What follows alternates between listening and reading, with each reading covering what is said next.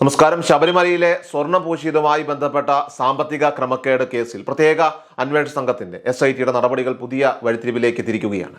മുൻ ദേവസ്വം ബോർഡ് പ്രസിഡന്റായിരുന്ന പത്മകുമാറിന്റെ അറസ്റ്റ് കേസിന്റെ അന്വേഷണത്തിൽ നിർണായകമായ ഒരു ഘട്ടം പിന്നിട്ടതായിട്ട് വിലയിരുത്തപ്പെടുന്നു. ഈ അറസ്റ്റോടുകൂടി കേസിന്റെ അന്വേഷണ പുരോഗതി 50-60% പൂർത്തിയായി എന്നും ഇനി ശേഷിക്കുന്ന വിവരങ്ങൾ കണ്ടെത്താനായിട്ട് ഉന്നത വ്യക്തികളെ ചോദ്യം ചെയ്യേണ്ടത് അനിവാര്യമാണെന്നും അന്വേഷണ വൃത്തങ്ങൾ സൂചന നൽകുന്നു. കേസിന്റെ വ്യാപ്തി ശബരിമലയിലെ സ്വർണം പൂശിയതുമായി ബന്ധപ്പെട്ട ഒറ്റ സംഭവത്തിൽ മാത്രം ഒതുങ്ങുന്നില്ലെന്നും ഇതിന് പിന്നിൽ പ്രവർത്തിച്ച രാഷ്ട്രീയ ഭരണ സ്വാധീനം അത് വ്യക്തമാക്കപ്പെടേണ്ട ഒരു കാര്യമാണ് എന്നും വിദഗ്ധർ അഭിപ്രായപ്പെടുന്നു. നിലവിൽ ഇപ്പോൾ പത്മകുമാർ SITക്ക് മുൻപാകെ നൽകിയിട്ടുള്ള മൊഴി അത് കേസിലെ ശ്രദ്ധാകേന്ദ്രം മുൻ ദേവസ്വം മന്ത്രിയായിരുന്ന കടകംപള്ളി സുരേന്ദ്രനിലേക്ക് തിരിച്ചുവിട്ടിരിക്കുകയാണ്. സ്വർണം പൂശാനുള്ള അപേക്ഷാ ഫയൽ പ്രധാന പ്രതിയായ ഉണ്ണികൃഷ്ണൻ പോറ്റി നേരിട്ട് സർക്കാരിനോ ദേവസ്വം മന്ത്രിക്കോ സമർപ്പിച്ചതിന്റെ അടിസ്ഥാനത്തിലാണ് അത് ദേവസ്വം ബോർഡിൽ എത്തിയത് എന്നാണ് പത്മകുമാർ മൊഴി നൽകിയിരിക്കുന്നത്. ഇങ്ങനെയെങ്കിൽ ഈ സാമ്പത്തിക ഇടപാടുകളെക്കുറിച്ച് സർക്കാരിന് മുൻകൂട്ടി അറിയാമായിരുന്നോ എന്ന ചോദ്യം ഉയരുകയാണ്. ഇത് ഈ കേസിന്റെ ഗൗരവം വർദ്ധിപ്പിക്കുകയും ഉന്നതതലത്തിൽ തട്ടിപ്പിന് കൂട്ടുനിന്നത് ആരാണെന്ന് കണ്ടെത്തേണ്ടതിന്റെ ആവശ്യകത ഊന്നി പറയുകയും ചെയ്യുകയാണ്. ഇവിടെ സർക്കാരിന്റെ പങ്ക് വ്യക്തമാവുകയാണെങ്കിൽ കേസിന്റെ അന്വേഷണ പരിധി ഗണ്യമായി വർദ്ധിക്കുന്നതാണ്. ഈ വിഷയത്തിൽ SIT ഇനി കണ്ടെത്തേണ്ട ഏറ്റവും പ്രധാനപ്പെട്ട വിവരങ്ങളിലൊന്ന് അത് മുഖ്യപ്രതിയായിട്ടുള്ള ഉണ്ണികൃഷ്ണൻ പോറ്റിയുമായി ആർക്കാണ് ആദ്യ ബന്ധം ഉണ്ടായിരുന്നത് എന്നത് തന്നെയാണ്. ദേവസ്വം ബോർഡ് പ്രസിഡന്റായ പത്മകുമാറുമായിട്ടാണോ അതോ അന്നത്തെ ദേവസ്വം മന്ത്രിയായിട്ടാണോ ഇനി അതല്ലെങ്കിൽ സർക്കാർ തലത്തിലെ മറ്റ് ഉന്നതരുമായിട്ടാണോ ഉണ്ണികൃഷ്ണൻ പോറ്റിക്ക് പരിചയമുണ്ടായിരുന്നത് എന്ന കാര്യം വ്യക്തമാകേണ്ടതായിട്ടുണ്ട്.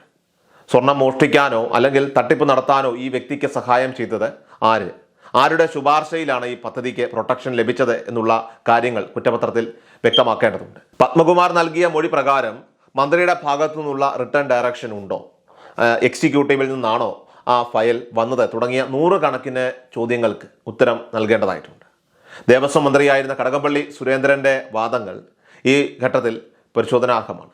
ദേവസ്വം ബോർഡിന്റെ ഫയലുകൾ സർക്കാരിന്റെ മുന്നിൽ വരില്ലെന്നും ദേവസ്വം വിഷയങ്ങളിൽ തീരുമാനമെടുക്കുന്ന ഉത്തരവാദിത്വം ബോർഡിനാണെന്നുമുള്ള അദ്ദേഹത്തിന്റെ ആ പ്രതികരണം അത് ദേവസ്വം മന്ത്രിക്ക് വിഷയത്തിൽ ഒരു ബന്ധവുമില്ലേ എന്ന സംശയത്തിന് വഴിയൊരുക്കുന്നു. ദേവസ്വം ബോർഡിന്റെ തലപ്പത്ത് നിൽക്കുന്ന പ്രസിഡന്റിന് മുകളിൽ ദേവസ്വം മന്ത്രി മാത്രമാണ് ഉള്ളത് എന്ന വസ്തുത നിലനിൽക്കെ ശബരിമല പോലെയുള്ള ഒരു പ്രധാന ക്ഷേത്രത്തിന്റെ കാര്യത്തിൽ അതും പ്രത്യേകിച്ചും സ്വർണം പൂശൽ പോലെയുള്ള വലിയൊരു പദ്ധതിയിൽ മന്ത്രിയുടെ അറിവില്ലാതെ ഒന്നും നടക്കില്ല എന്ന് കരുതേണ്ടിയിരിക്കുന്നു. അദ്ദേഹത്തിന്റെ ഇടപെടൽ സംശയാസ്പദമാണ്.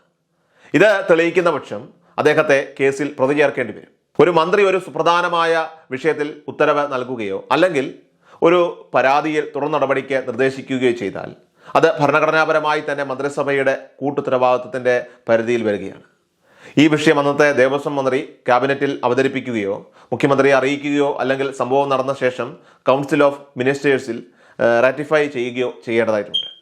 എന്നാൽ ശബരിമലയിലെ വിഗ്രഹത്തിൽ സ്വർണം പൂശുന്നത് ഒരു സാധാരണ കാര്യമല്ല.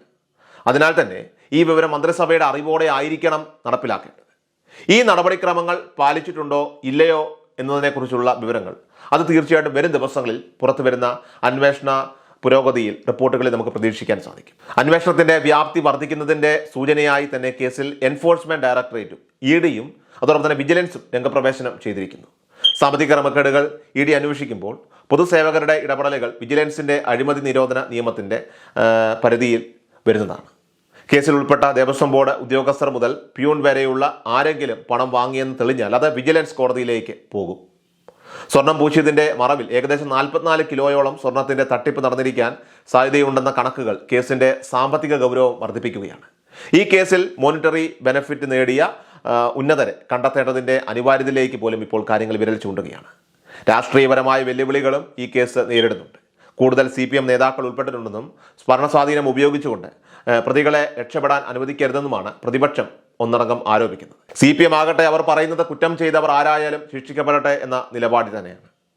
കേസ് ഹൈക്കോടതിയുടെ മേൽനോട്ടത്തിൽ ഇപ്പോൾ നടക്കുന്നത് കൊണ്ട് തന്നെ അന്വേഷണം ശരിയായ ദിശയിൽ നിയമപരമായിട്ടുള്ള നടപടിക്രമങ്ങൾ അനുസരിച്ച് തന്നെ മുന്നോട്ട് പോകുമെന്ന് നമുക്ക് കരുതാം. 120B പ്രകാരം ഗൂഢാലോചനയിൽ പങ്കാളികളായവരും അറിവുണ്ടായിട്ടും അത് തടയാതിരുന്നവരും ഒക്കെ തന്നെ കേസിൽ പ്രതികളാകാനായിട്ടുള്ള സാധ്യതയുണ്ട്. പത്മകുമാറിനെ കസ്റ്റഡിയിൽ വാങ്ങി കൂടുതൽ ചോദ്യം ചെയ്യാനാണ് SITയുടെ അടുത്ത നീക്കം. കൂടാതെ വാസു, ഉണ്ണികൃഷ്ണൻ പോറ്റി എന്നിവരെയും വീണ്ടും തുടർന്നും ചോദ്യം ചെയ്യേണ്ടതായിട്ടുണ്ട്. ഈ ചോദ്യം ചെയ്യലുകളിലൂടെ ഈ ഒരു വലിയ വലയുടെ വ്യാപ്തി വർദ്ധിക്കുകയും മുൻ ദേവസ്വം മന്ത്രി ഉൾപ്പെടെയുള്ള ഉന്നതരുടെ പങ്ക് വ്യക്തമാവുകയും ചെയ്യും. ശബരിമലയിലെ തട്ടിപ്പ് 2019 സംഭവത്തിൽ മാത്രം ഒതുങ്ങുന്നില്ലെന്നും ഇതിനു മുൻപ് തട്ടിപ്പുകൾ നടന്നിട്ടുണ്ടെന്നും കരുതുന്ന സാഹചര്യത്തിൽ 98-99 മുതലുള്ള കാര്യങ്ങൾ അന്വേഷിക്കാൻ പുതിയൊരു ടീമിനെ നിയമിക്കേണ്ടതിൻ്റെ ആവശ്യകതയും ഇപ്പോൾ നിലനിൽക്കുന്നുണ്ട്.